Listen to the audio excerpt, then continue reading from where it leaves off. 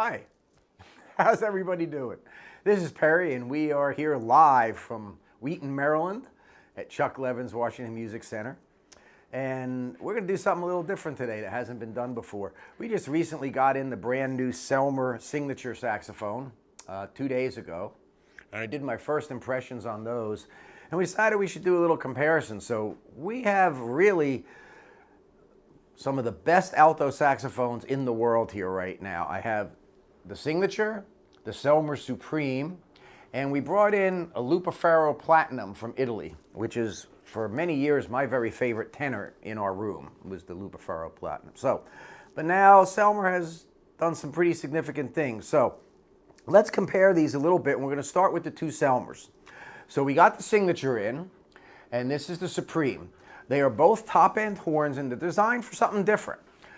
The Signature is much heavier than the Supreme and has a solider core to the sound and is, I don't know how I would want to put it when I played it. Probably one of the best classical horns I might ever play. It doesn't mean I wouldn't play jazz on it either, but it's a little darker and a little heavier than this. So in weight, it's there and it feels like that. And here's the sound. And we're going to play kind of just similar stuff on each one, and you guys can hear what it sounds like. Better than I can in some ways. So this is the Selmer Signature.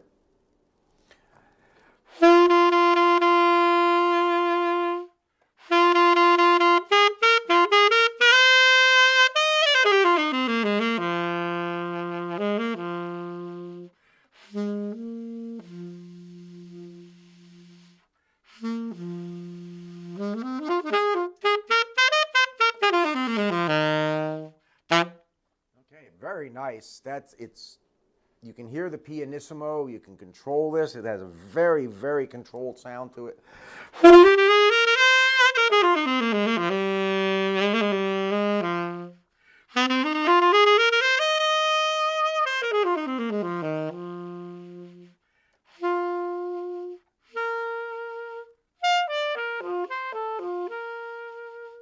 so that's the sound of that. Let's play the Signature now. I mean the Supreme, that was the Signature. So Selmer, what they've done is the Signature is replacing the SA80 series, both the 2 and the 3 eventually, and is based mostly on the 2, which makes sense because the Super Action 80 Series 2 is the single best-selling alto saxophone of all time. So, big shoes to fill there. So that's very, very nice, and they did the job. It really feels like an SA80 in the sound and stuff, but by far better than any SA80 I've ever played. I really like it. And now this is the Supreme, which basically took over for all their reference horns. I said this is a lighter horn in weight. You can feel it right away.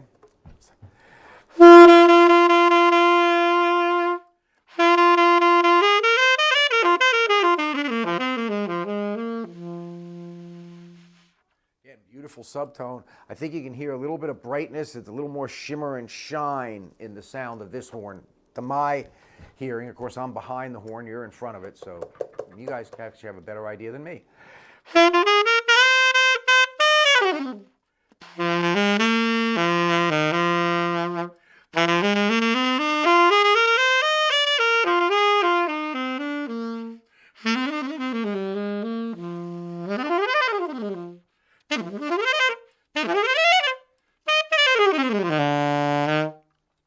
I gotta go back to the Signature for a second before I go to the Lupafaro, having played that. So you guys got a feel for that a little bit.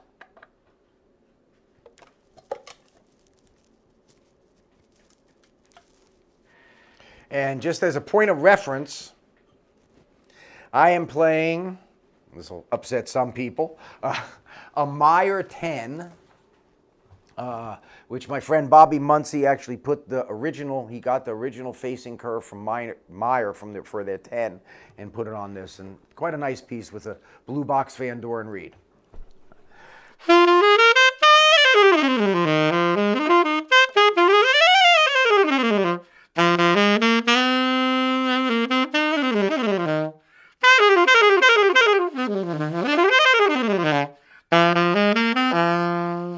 Right, yeah. What I said, that is brighter, a little more freer blowing than this. This has a little more resistance. I hate classifying horns as a jazz horn and a classical horn, because I think you play whatever you want on anything. But if I had to put them, I would say the Supreme is the jazz horn and the Signature is the classical horn here, if I was going to do that. And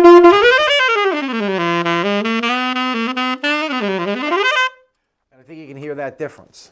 All right, so now let's, for the last number of years, this is a not well-known horn. This is a Lupafaro. It is made in Italy, handmade, and they have been one of my very, very favorite horns. And in fact, my favorite new tenor to play before Selmer came out with these. I actually preferred the Lupi personally to the Reference 54 or the SA80s, which was surprising to me and a lot of other people, but I truly did. But then Selmer came out with these. But let's see what we think of this now compared to those.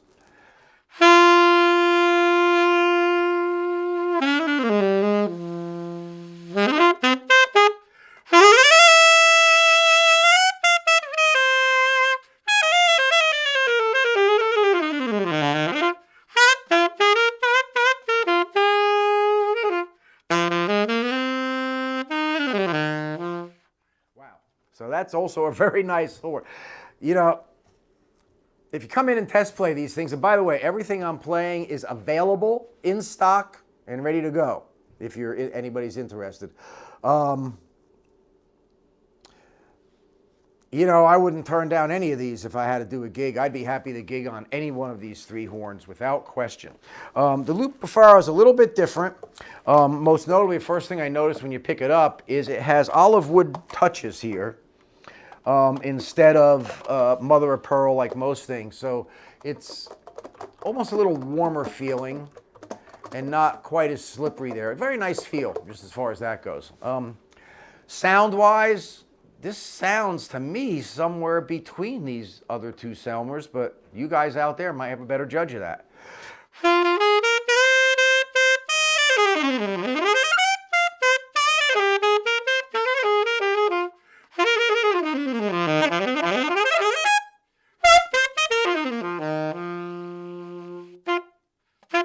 Okay, so the real problem here is, for me, I just want to keep playing whichever one of these is in my hand, and that's a really good thing.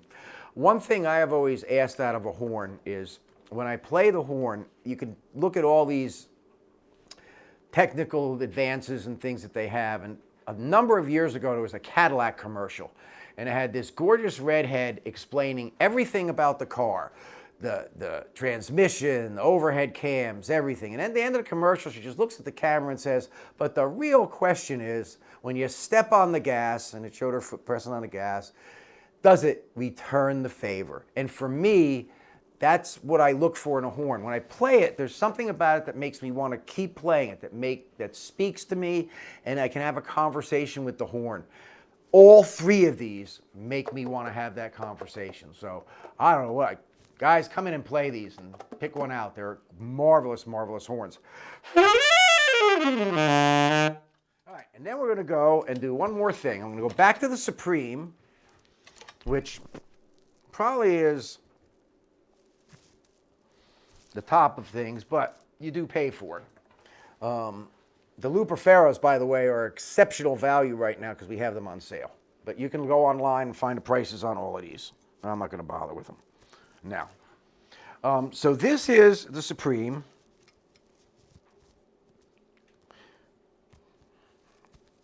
Try not to get tangled in my wire. And I'm going to stand now to play here for a second. We'll adjust things so we really know.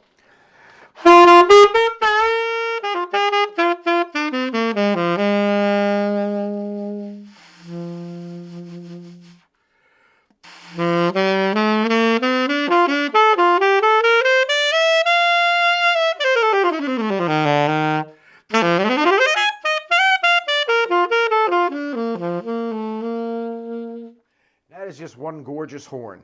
And as nice as this is, I am about to pick up and play the very best saxophone I have ever played in my life. And that is the 92 Supreme, gold plated. And this saxophone right here is the only one of these in the hemisphere, period. I sold one, we got two. And there are no others in North America or South America, to the best of my knowledge. And, well, just listen.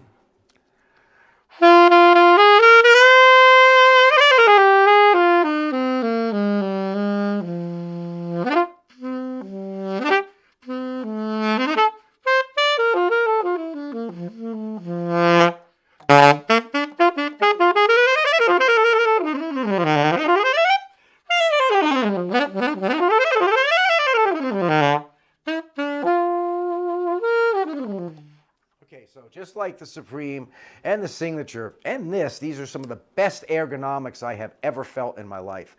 Under the fingers, it's comfortable. This gold-plated horn has a richness in the sound that I don't know if the microphone can even pick up, but that I really feel that the additional overtones just make it super rich. And aren't I lucky that there's only one of these in the hemisphere and I get to play it? Far out, you know? This is where the fun comes in.